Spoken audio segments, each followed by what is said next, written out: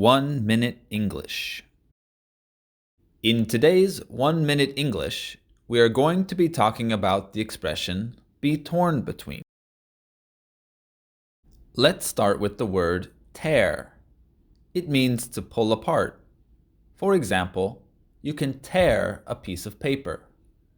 Tear is an irregular verb. Its three forms are tear, tore, and torn.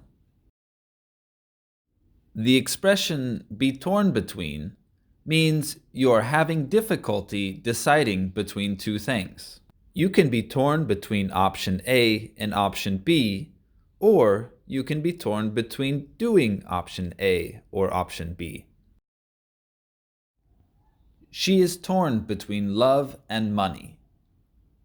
She is torn between marrying for love or money. He is torn between his career and his passion.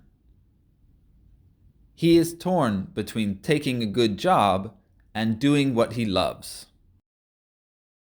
How about you? Are you torn between two things? Let us know in the comments.